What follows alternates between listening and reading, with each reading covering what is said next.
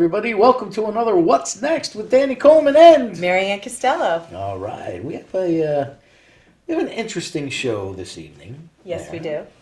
We have musician Sutton Thomas is on. He will be here discussing the 30th anniversary Making Waves concerts, which is March 31st at the Wonder Bar in Asbury Park, New Jersey. Wonder Bar is located on Ocean Avenue in Asbury Park. That's right. We also have the founder of City of Angels, where we are coming to you live from this evening. City of Angels Recovery and Addiction Program. The founder, Kevin Meara, was invited to go and speak at the White House on an opioid summit. Yes. And we've got about a 10 or 15 minute piece on that. Some interesting things occur, like Kevin getting a selfie with the president. That's amazing. That sort of thing. So we have that coming up. But What's Next with Danny Coleman is sponsored by Neo Zoe Health and Wellness Center of Cranford, New Jersey. Yay. Which right now you have March Madness. March Massage Madness. So you receive $10 off every massage from every advertised price. So make your appointments now. We're booking fast. That's right. There you go. And how do we find you? You can give us a call at 732-713-0123 or visit us on the web at www.neozoe, that's neoszoe.com. There you go. We're also sponsored by Monmouth Music of Red Bank, New Jersey, 30 Monmouth Street. In Red Bank, our good friend Mario DiBartolo, the owner there. We're also sponsored by Rich Shalanda's Flying Dreams, who have a big show at the Cutting Room in New York City on March 31st. Cutting Room is located on 32nd Street, right down on the other side of Koreatown, actually. So yes, and that's in New York City. Yes, excuse me. We also have, who else sponsors us here? Well, you don't forget about our friend Kevin Siri. Ah, yes, Kevin Siri, Long Branch Cable. We'll say hello to everybody who's watching us this evening on Long Branch Cable, Channel 20. Thank you for allowing us into your homes or your laptop or your cell phone, wherever you're seeing our smiling faces, because that's where we are. And that made absolutely no sense. But you know what I noticed? You're wearing a different shirt tonight. I am, that's right. Can you tell me about it?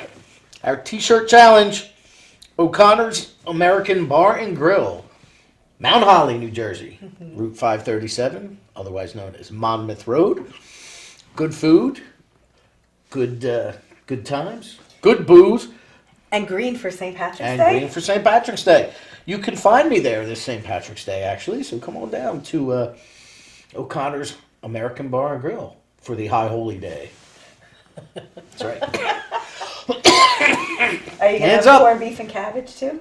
Actually, for St. Patrick's Day, they have a massive buffet. It's like $30. There's corned beef and cabbage. There's ham and cabbage. There's prime rib. There's shepherd's pie. There's, all kinds of different potatoes and salads and chicken marsala and some kind of seafood. And it's huge. It's something for everyone. Their food is very good there at O'Connor's American Bar and Grill on Monmouth Road, Route 537 in Mount Holly. So just off Route 206, just off that intersection, about half mile down the road. Who else? I don't know. I think that's it. I think that's it. That's it. So stick around because we got a song coming up from our first guest tonight, Mr. Sutton Thomas. Are you constantly living with dysfunction in your life? If so, there's help.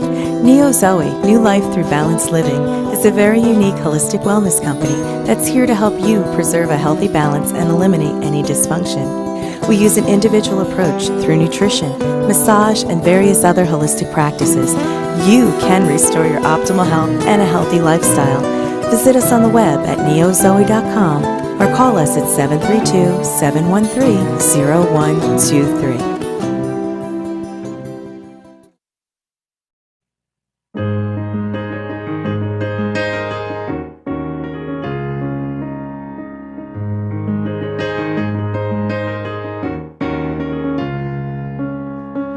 Shines through the greenhouse windows, emanating from a distant sun whose heat is magnified by the panes of glass I had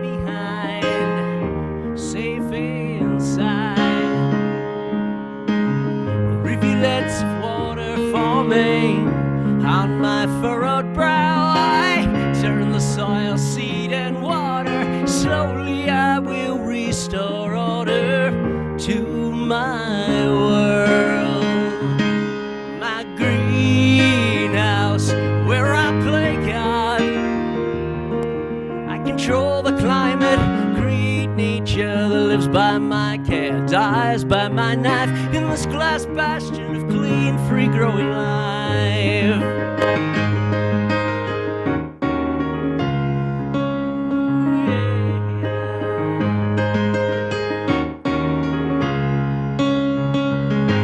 I sleep through the night, protected from the poison air outside in a rotting world in slow decay where I used to play. The wind still sings its song of sympathy, where black-eyed Susan once made love to me. Yeah. My greenhouse, where I play God. I control the climate, create nature that lives by my care, dies by my knife in this glass bastion of clean, free growing life.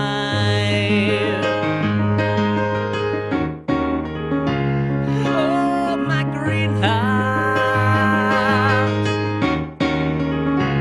Oh, my greenhouse.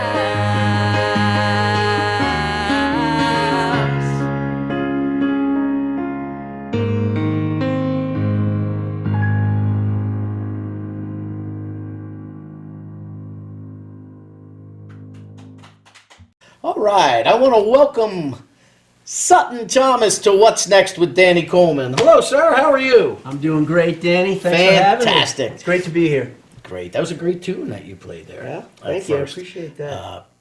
You're from Point Pleasant, I am, yeah. and we were talking a little bit before we came back on the air. You spent some time in Nashville. I did, yeah. I mean, I did the whole Jersey thing, for years, the whole circuit, and then I figured I'd give some songwriting and production a shot, and went down to Nashville for a while, and hit a very creative market down there. It was just really thriving, and I hit it at a good time, and I was, I wrote a lot of good tunes down there, and did a lot of production work, and had some fun. Did you have anything hit while you were down there? Anything you could sell to movies, television? I did some jingles, and I did some a few spots for some TV shows, but Okay. nothing, no hit songs. Anything we would know jingle-wise? Not from that, but I was doing jingles back in New York before. Okay. Did a lot of the I did Sands Hotel and Casino, Ah. all their in Atlantic City, some of that stuff, and a lot of the NASCAR stuff. Did you? Yeah. The NASCAR stuff. Now, how does one get into that? How does one become a jingle... I lucked into A jingler. I love doing it, by the way. It's such a challenge, saying it all in 30 seconds and really just kind of contouring that message to their product. It's a lot of fun. But I lucked into it. I had a friend that knew someone who had a production company that did that, and we Okay. just got called in, and they loved the work that we did, and so they just called us every time. And it's like you're dealing with advertising Right. execs, who really don't know music that well. So it's the last thing on the budget. They tell you what they want, and then you go back and forth 100 times. And in the end, it's what you gave them the first time. That they how wanted, right? It all comes back around full circle. Absolutely, and but it's a lot of fun. I enjoyed doing that a lot. Okay. Yeah. So again, proving, especially in the music business, it's not what but who you know. Always. that helps you open those doors and kind of kick them down, which is why I always stress on this program the importance of networking. If you're a musician, or on my radio show, you can be the greatest talent in the world, but if you stand in a corner like a wallflower and don't talk to people or meet people, put yourself out there, you're going to be standing in that corner. It's hard to be weird. It's hard to be the introvert these days, the crazy artist. Yeah. You got to get out there and be a businessman. That's true. I hate to say that that's the way it is, but it is. It's who you know. It is. No, especially with today, like we were also talking about how there's so much competition now, especially in an area like Nashville, and you know, everybody wants to move down there because that's where, you know, I got to go to Music City. I want to be a star. Yeah, you and the 64 million other people who've done the same thing. Yeah. Now, you're from Point Pleasant. I am, yeah. Excuse me. Is that where you grew up? Yeah, I grew up in Point Pleasant Okay. Beach. All right. Yeah. And you were saying that you went to school with our good buddy Bob Macon. Bob Macon, yes. We went to high school together, and he was a couple of years younger than me, but he always had a lot of interest in the bands that I had, you know, and Okay. and he was setting himself up to do just what he's doing now then, you know. Yeah, He always right. loved music, and yeah, I used to see him around a lot, and he's a good guy. What bands were you in the area? The band I had in high school was Wonder Space Okay. with Dean DeLeo from Stone Temple Pilots. Oh, wow. We went to school together too, same high school. So it was he and I and a drummer that still plays with me now, and we had a good local following for a high school band. And then we actually changed a few members and went on even after high school and had some regional success. Played a lot in the city and, you know, doing our thing. Okay. Progressive rock right before the disco era, though. It was just not. Timing's everything, you know. Well, our music director, Rich Shalanda, he's a progressive rocker, and he feels your pain there very much so. Okay, so when did you start writing originals with that band?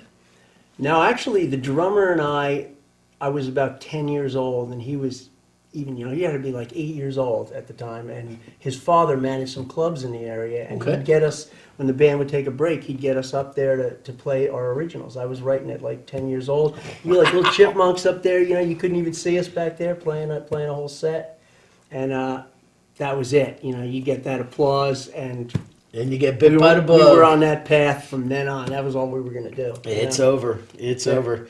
Somebody told me recently, you know, you don't start playing. Excuse me. Still getting over this cold from last week. You don't start playing an instrument because you're thinking at the age of like 12 or 13 that you're going to buy a boat, or that you want chicks, or that, you know, you start playing because something drew you to it and you're interested. He said, then the natural progression is to play in front of people. Then you hear that applause and it's like, oh, I got to do this. Yeah. You know, and it kind of feeds the ego, so to speak. I was just always, you know, wherever I went and there was a piano, I just always tinkled on it. It just called to me, you know, that instrument. And right from the beginning, I wanted to just kind of figure out my own songs. And it was very rudimentary at first, you know.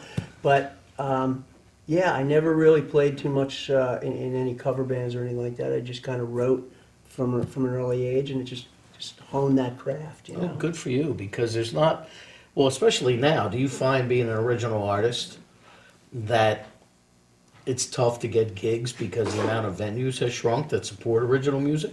Yeah, it's not like it used to be. I mean, the clubs used to cater to that. They would, you know, you'd have nights where you'd hear original music, Right. whether there'd be 10 people or you'd bring a crowd. But now it's all cover because they just want to, you know, they want to pack the place. They want to sell drinks. I understand that. They want to register to ring. Yeah. Yeah. That's why what Bob is doing, I think, is so great because he's actually bringing original bands back into some of these clubs that kind of gave up on it, Right. you know, and hopefully that'll catch on because there's a lot of good bands out there that have a lot to offer. You know? And speaking of Bob Macon, now he's got his 30th anniversary concert. Bob Macon writes a column. It's called Macon Waves. And he usually features an unsigned indie band or sometimes both, record every week. He's been doing it for, this is his 30th year. So he's having a big anniversary concert at the Wonder Bar in Asbury Park on Ocean Avenue, directly across the street from Tim McClune's Supper Club and caddy corner from the Paramount Theater and Convention Hall. And you're part of it. I am, yeah. I was one of Bob's original interviews way back when he first started, and he's been doing it for 30 years. I got to give him a lot of credit. I mean, he's got the juice on the local scene in Jersey for 30 years.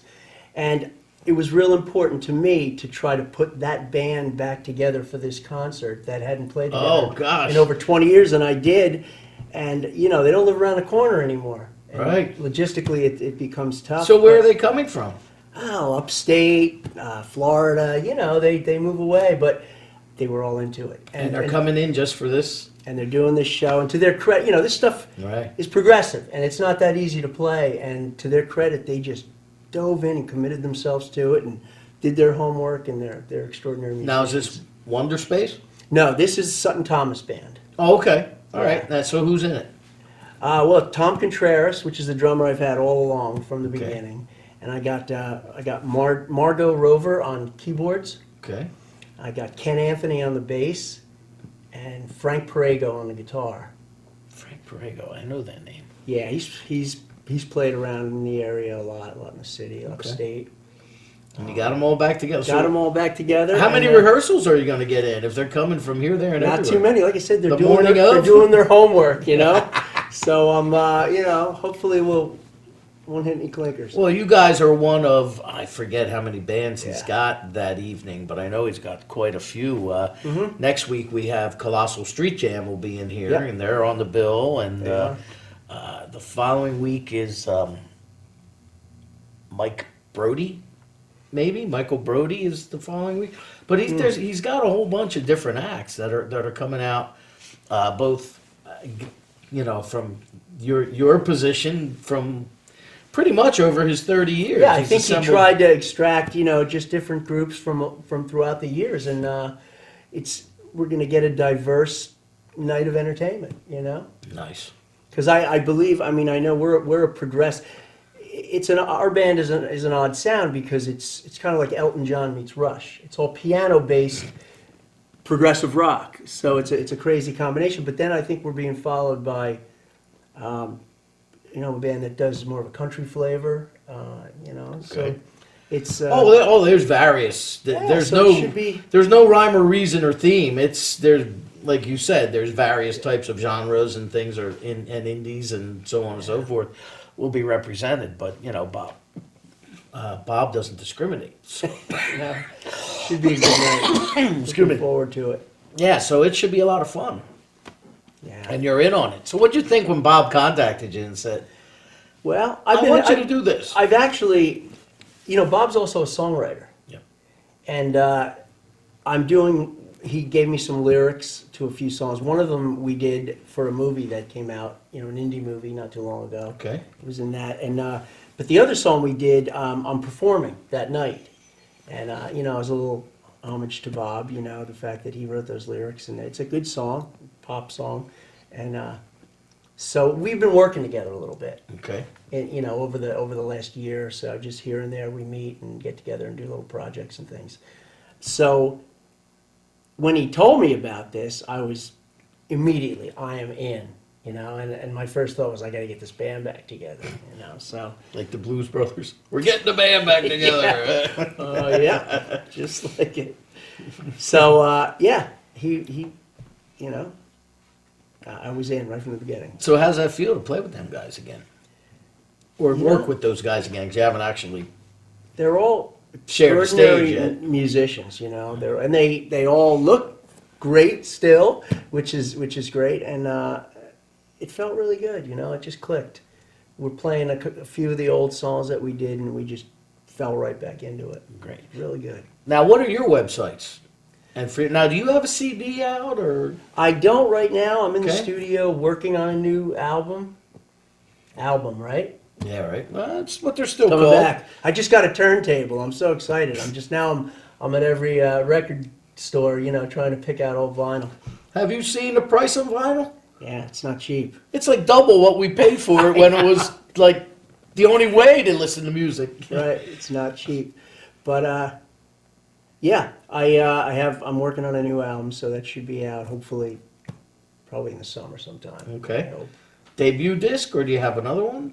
I've got a couple, but nothing recent. You know, Okay. like I said, I was in Nashville for many years, and I was doing a lot of production work out there. You know, I had a studio, and I was super busy doing that, and I kind of got away from it. I kept writing, and recording, but I just never really had a chance to get in the studio and get it out, you know? Okay. So when I came back to Jersey, that was my priority. Well, how do we find you online? Websites? SoundCloud, Sutton Thomas, or Okay. Sutton Thomas Music on Facebook. Okay. Yeah. Now, I have two things I have to ask you. Number one, your name, Sutton Thomas. You got two first names or two last names. Who knows? How do you want to pick it? Now,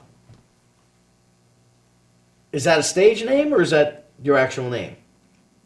Or do we not want to divulge? Because that's okay too. Here's a name that just snuck up behind me, got me in a chokehold, wrestled me to the ground, and I accepted it. There you go. Beautiful. See how that works? I didn't mean to put you on the spot. I just, I don't know if your name was actually Thomas Sutton No, and you flipped it around for music purposes no. or something. There you go. That's all I need to know. Just keeping like in We're rock branding. on radio. We don't. We're branding. There you go. Because I usually don't ask personal questions, so I didn't want to push, so that's fine. Second thing is we were talking, you and I and our engineer Art. You came back to Jersey. Yeah. Why? What? And that's what you said. Why? But yet, like you said, this is a great. If you're a musician or anywhere in the arts, it's a great state to be in. With New York just to the north Well, and yeah. Philly to the south. I certainly missed New York a lot. When I went down to Nashville, I expected a big city, and it's kind of a big, spread out town. Okay. With a center of town with some buildings, but it was not exactly. It wasn't New York, So, yeah, I just had that call and come on back, and I knew that I had something to offer Jersey musically now, different and better than I did when I left it. Okay. And just all that I learned, while I was away, and I, like continuing to hone my craft, and I figured I'm gonna go back there and hit them with So you some came back. hit 'em with some new stuff. Let's see. So let's see. Let me see if I can divulge this. Diversify it a little bit. Disinfect. Disinfect Deodorize. it. So you have a successful business in Nashville, and you leave it to come back to Jersey. Makes perfect sense if you're a musician, which only musicians would understand. Well, you know what? I give you credit. I give you credit. I give you 1,000% credit because now you're back. And is it everything you thought it wouldn't be? It's nothing that I thought it was. Now, actually, with technology the way it is, Yeah. I kind of continued to do my business from here, doing manual sessions. People would Oh, go in the okay. booth down in Nashville, and I would sit in the studio here and run the session, do all the editing, get it all be able out. to do So it's incredible. So you could actually continue your business. I here, did, thanks but, to today's technology. But now it's about getting new clients and things like that. So that's always a slow process, Right. But my priority was the music. I knew that I had something in me to share. You can only spend so much time. It's a little selfish to just be in a room writing these songs and just keeping them to yourself. It's once you're done with that and you have that joy and that passion and you get all you can out of it, it's time to share it, and hopefully some other people can dig what you're doing and feel those emotions. You were saying that you missed, you were doing so much production work that you missed doing the music. And Yeah. if you're a musician, man, once it's in you, it's in your blood. It's in your blood. You can't lose it, no matter what you try. It's true. I I will say, Nashville, aside from its country scene, which is, big, and it's a big songwriting town, every other kind of music thrives there. I've heard the best jazz, the best rock, blues. I mean, the best musicians I've ever heard. These guys are like unbelievable. Now, I've never been to Nashville. I heard it's a great town to go to. It is a fun town. Is it true that they start lining up at like 3 o'clock in the afternoon out front of the Bluebird Cafe just to try Oh, and yeah. get on the stage. Yes. What makes that venue so special? the history? That's it, huh? It's a little joint, it's small and it's dirty and it's, that's what you'd expect it to be, But what they do there, which I'd like to see done here a lot, which is not done at all, writers in the round a lot more. Oh, the rounds, yeah. Yeah, you just get a bunch of songwriters sitting around and each plays a song, they can kick in, do harmonies, but you're hearing, and a lot of these songs obviously are hits for the country market, and you're hearing the songwriter's version Right. of it, so it's a different perspective on that. I used to hold, as a matter of fact, I think I'm going to get back to it. I used to hold as soon as I could. Problem is finding a venue. And then it's even harder to find a venue that wants to fork over some cash to pay the musicians. You know what I mean? Oh, yeah, you can have your songwriter circle here, but, Yeah. you got to charge at the door or you've got to do, whatever. Well, they're lucky enough to have it built in because they're all hit songwriters, Right. so people are going to come and see them, and they're equally good musicians. So it's Well, and I used to know, do it Nashville style and around, 3 writers, boom, boom, boom. There are Yeah. 3 singer-songwriters, just keep going. yeah, And I always did well. I used to hold them in a local coffee house, that's good. and it was usually standing room only, up against the wall. Bring it back. And I would love to do so, but again, it's a matter of making it worth the musician's while. I'm not a pay-to-play kind of guy, and I'm not going to ask them to sell tickets, and I'm not going to ask them. You know what? They've got a talent. They've worked hard at it. They're going to perform for people. The venue's going to make money off of food and beverage sales. The venue should be able to kick in a little bit of cash. That's how I feel, and as a matter of principle, I like to stand on it. I mean, you wouldn't go to work and say, you know what? Don't bother paying me today. Well, you don't know how I work. No, but if you had a 9-to-5 job and you went to an office and you know what? Don't worry about it. I understand you didn't take in as many sales. Don't pay me. Yeah. Yeah, you don't. No, it wouldn't work. Right. But it's always worth the musician's time to have exposure. Right. I mean, anytime they can be out there and they're not paying to do it, and even if there's one person, you never know. You never know who that one person is. We often talk about that. Yeah. So, other than making waves, what else you have coming up? Well, I am have a new production company here that I started with my wife, and it's we're venturing into, and Bob's also involved in this venture as well. Virtual reality platform that we're trying to do, kind of a multimedia thing. It's not being done anywhere else, so we have kind of a niche, and we're trying to develop that into something pretty special. Very Kind cool. of touches on several different entertainment mediums all combined into this virtual experience. It's pretty cool. So Nice. I got that, and that'll incorporate a lot of the new music that I'm writing too. So Okay.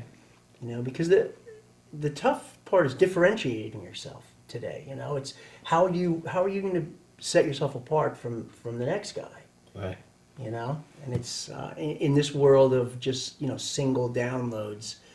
You got to do something different. You got to find a back door where you can really kind of shine, and do something. Yeah, because I've heard so much from, various artists. I mean, there's always that quote from, I can't remember who it was, but said, blaming Steve Jobs for ruining the music industry with the single downloads.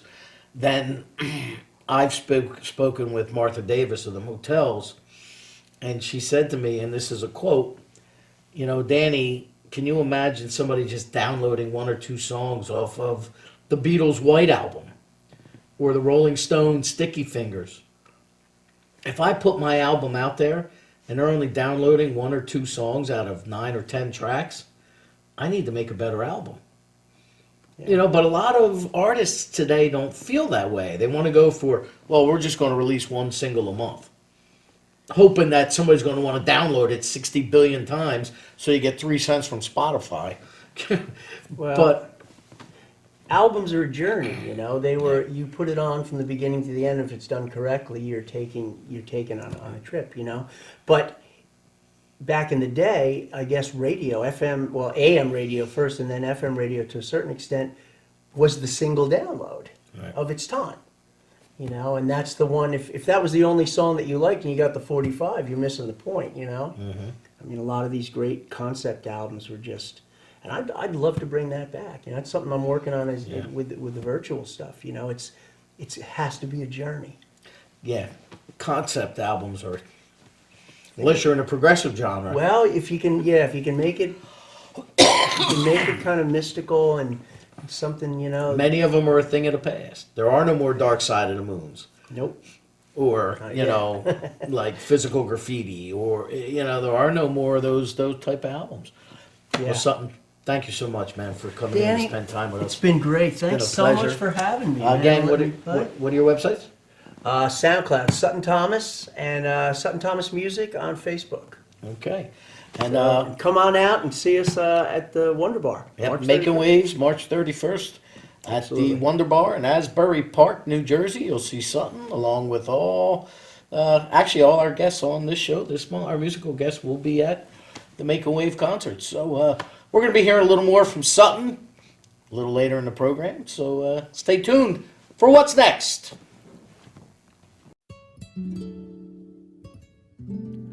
Since 1987, Monmouth Music has served the local music community of Red Bank from their location at 30 Monmouth Street in the center of historic downtown Red Bank, New Jersey. Owner-operated, Monmouth Music provides lessons of all levels, beginner through professional, as well as brand name instruments and a repair service. For all of your musical needs, go to Monmouth Music. That's Monmouth Music, 30 Monmouth Street, Red Bank, New Jersey.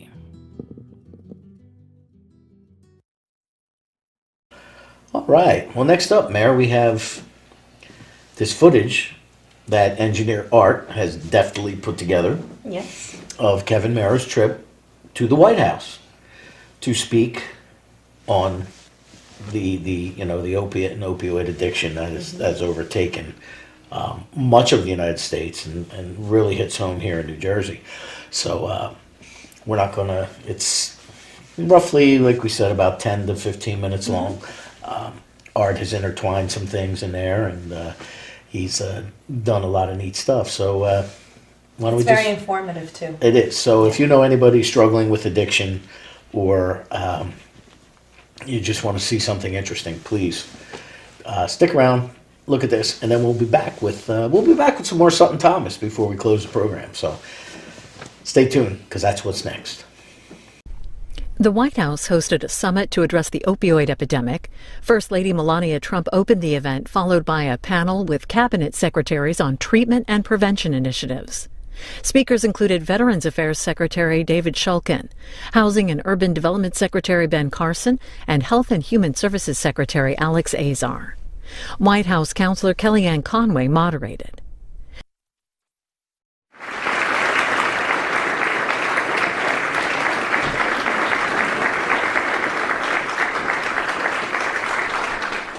Good afternoon. Thank you all for being here today. I want to be here to personally tell each of you that what I do today, it matters. Everyone in this room knows that our country is in the middle of the opioid crisis, and I'm so proud of the work that this administration has already done to combat this epidemic. We all know there is still much work to be done, which is why you're all here today. Our unified goal is that of helping all who have been affected by drug addiction. Thank you again for your hard work and commitment to this topic. You're all making a real difference, and I look forward to hearing the important action items that everyone will take away from today's summit. Thank you all, God bless you, and God bless the United States of America. Thank you. Ladies and gentlemen, Ms. Kellyanne Conway.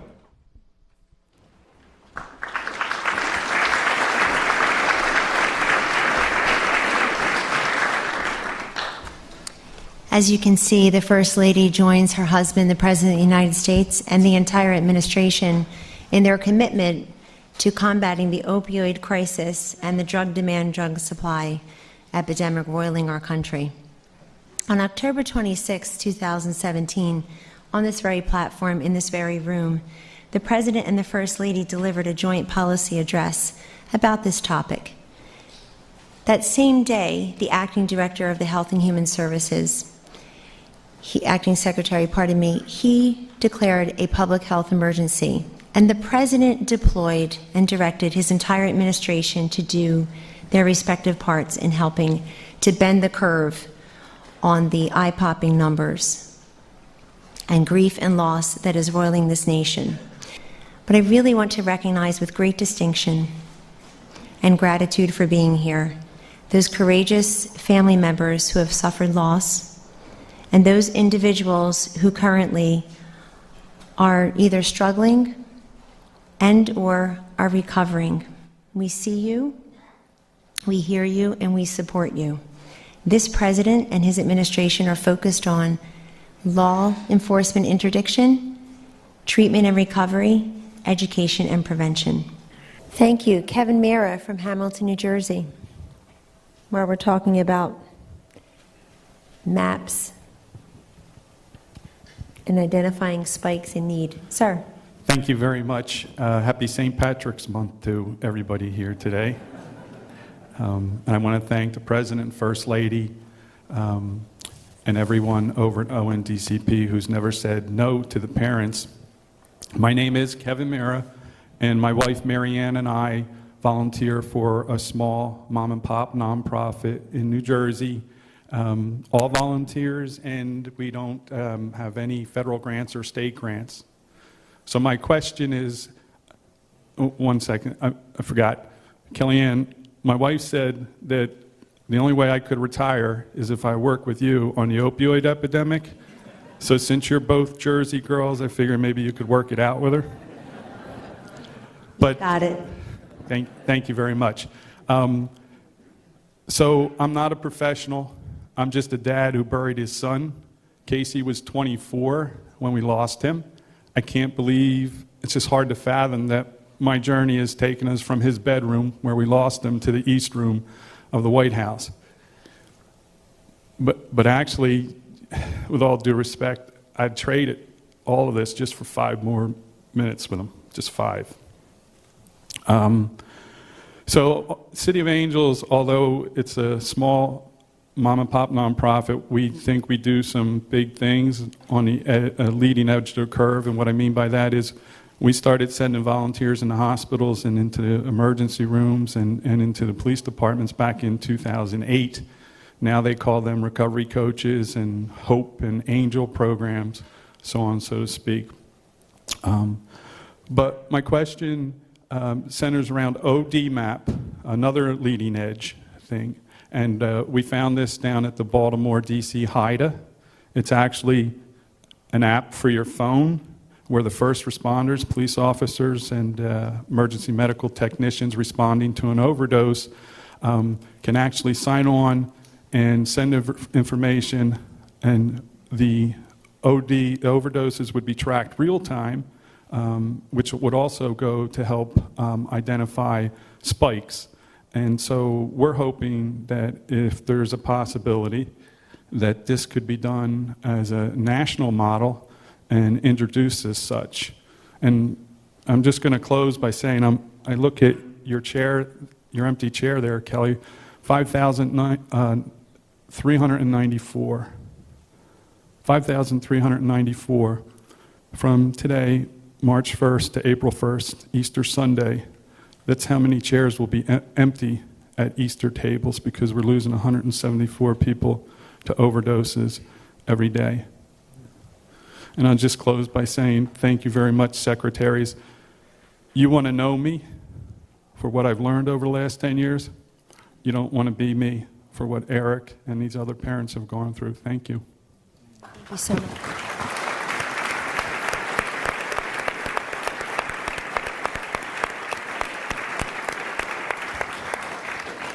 Thank you so much, Kevin, for sharing your story and making a difference for others. Also, we will keep you in our prayers.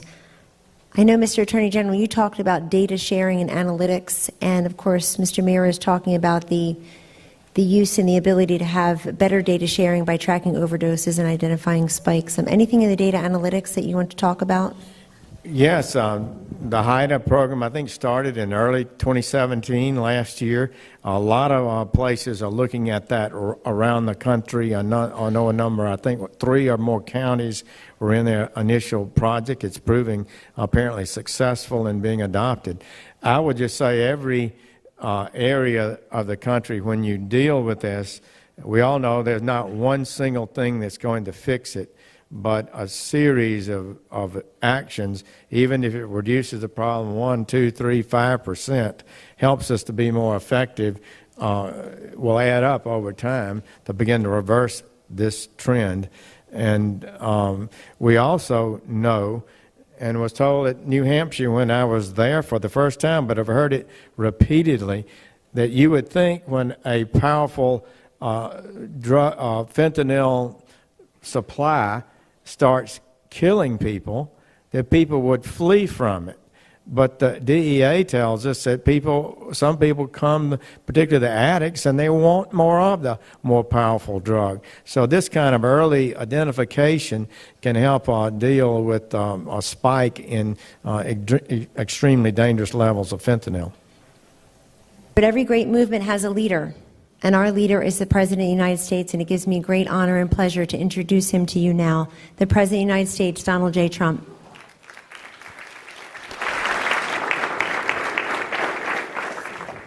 Well, thank you very much, Kellyanne, and it's an honor to be with you. I just said I was going to stop over, say hello to some of the great families and some friends that have had some incredible difficulty.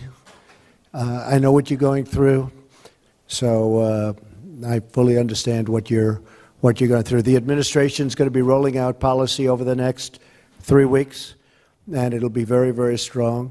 I've also spoken with Jeff about bringing a lawsuit against some of these opioid companies. I mean, what they're doing and the way the distribution, and you have people that go to the hospital with a broken arm and they come out and they're addicted.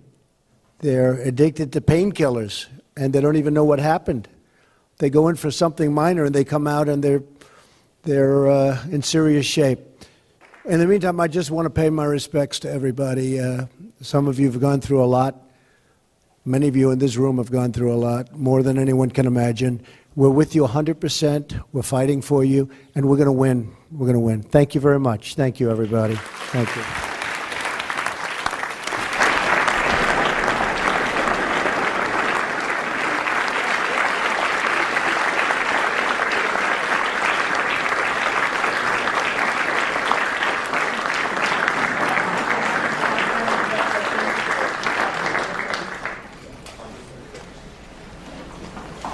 Steve Trevelise here with Kevin Meara, one of the founding members of the City of Angels. Yep, absolutely. You were in Washington, D.C. You were at the summit, the Opioid Summit. At the White House. At the White House. Yes. And there you are. Not only are you, are you asking a question? Yes. But President Trump himself actually walked over afterwards to shake your hand. Yes. And you asked the President of the United States, you have one question. You have that second, when you can ask the President of the United States anything you want. And what do you ask the President of the United States? Mr. President, how about a selfie? How about a selfie? so now what happens? Now take me through this. So the President's exiting. Right. He's coming down, right. And he stops at me to shake a hand. Right. I shake his hand, right. And I let guys say, Mr. President, but how about a selfie? He goes, yeah, real fast. So I took my phone, and I went like this, and we did a selfie. And that was it. He was a nice guy. It was Really? fun. Yeah, he kind of made a He little doesn't funny shake face. hands. He shook my hand twice. He shook my hand coming in, and he shook my hand coming out. It was wonderful. At least he didn't say you're fired. No. No. He said I could come back. You can? No, I'm kidding. Oh, okay. Well, at least somebody gave you some coverage on this. Seriously. That's what we're here for. Appreciate it. The work you do is phenomenal. Thanks. You know that. 1015, you guys are great. Tell them. Thank you. Tell me. 1015 has been great. They've been covering this epidemic for a whole bunch of years now. They've been giving City of Angels a megaphone, basically. When it's 1015 is the largest radio station in New Jersey. But you've been giving us a voice. You've been giving parents a voice. We can't thank you enough. You got it. Selfie.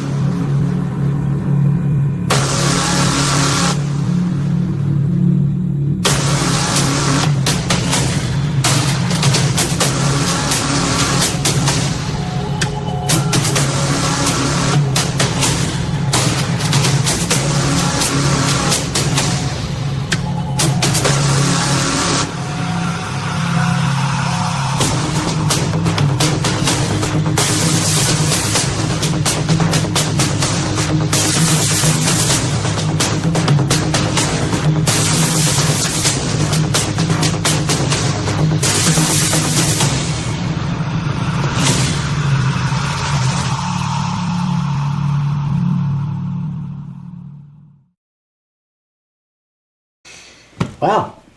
It was pretty interesting. It was very interesting. Yeah. I actually learned some things from that. There's, it's a serious thing that's going on. I mean, fortunately, knock wood, so to speak, I really don't have to deal with that. But it's why, even though it doesn't affect me directly, it affects me. It affects all of us indirectly. So, which is why we do the show from City of Angels Recovery Radio and from City of Angels Recovery Studios here in Heightstown. We want to draw some attention. Hopefully get people to take a look and maybe, don't say, well, not my son, not my daughter, not my neighborhood, not my, I had a friend one time. It was real funny, and I looked at her because I can't remember where we were going, but there was one of these things where firemen stand at the traffic lights, like during street fairs in towns, and they'll take any change or whatever donations you want to give them. And it's how a lot of these volunteer fire companies, keep their budgets down. They collect several $1,000s over a weekend. It helps, And I remember she looked at me and she said, I hate doing that. I hate it when I go and I see these things and they're collecting. I was like, why? What's the matter? Well, it's not my town. Well, I was like, everybody else's town can burn down, but if it was your town, you'd give. And she didn't mean it facetiously or nastily, but she was just like, And I remember thinking, and the same thing now with the opiate addiction, just because it's not your son or not your daughter or not your relative, it doesn't mean that maybe those very people are not affected because they may know somebody who is. Absolutely. Or it could be a neighbor or a friend or a your child. coworker. Anybody. You do not know. As we learned as recently as last week with recovery advocates in here, Mike said how he was on top of the world. Had a beautiful home in Hamilton and wife, kids, and next thing you know, gone. He lost everything. Everything. And there's always the debate between, disease and choice. Right. Personally, myself, I think it's a little bit of both. But regardless of what I think or don't think, organizations like this, City of Angels, and Kevin being asked to go down to the White House, that's big stuff. And thank you for sticking around to watch that as we close the program now. We're going to do it with another song by our buddy Sutton Thomas. And again, he'll be performing at the 30th anniversary Making Waves concert, which is March 31st at the Wonder Bar in Asbury Park from 2 p.m. until 2 a.m. What a day. I'm telling you. That's something you should go to because I can guarantee you'll never know what's next there. Never. Even more than we don't know what's next here. You'll never know what's next there. Again, thank you, Long Branch Cable, for allowing us into your homes. Thank you, City of Angels. Thank you to all of our sponsors. Thank you to Gelman Images for providing our plants and our new little set design there. And that's it. That's it. Till next week. Tune in next week. We'll let you know what's next. Have a good night. Good night. If addiction, pain disorders, and mental health issues control your life, and you are ready for change, Recovery Spot offers expert outpatient care for addiction, pain disorders, and mental health issues. We offer focused, high-quality treatment specifically designed for you. The Recovery Spot, we offer new hope for those suffering from pain and addiction. www.recoveryspotny.com. We're located in New York City.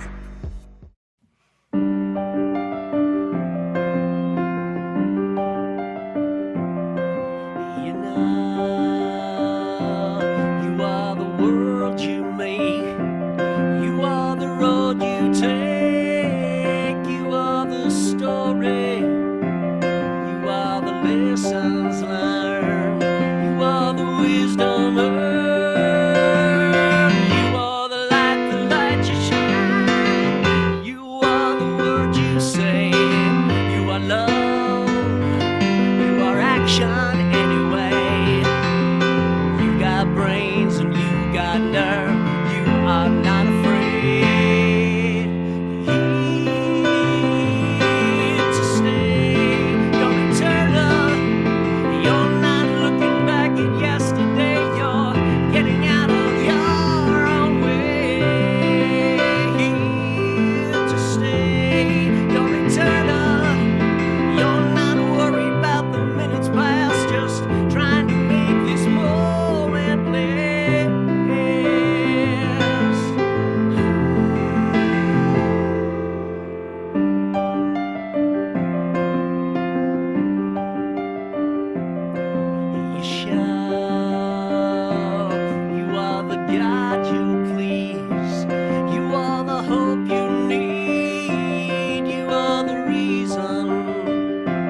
You are the change that counts. You are the only one. You are the light that lets you shine. You are the words you say. You are love. You are action anyway.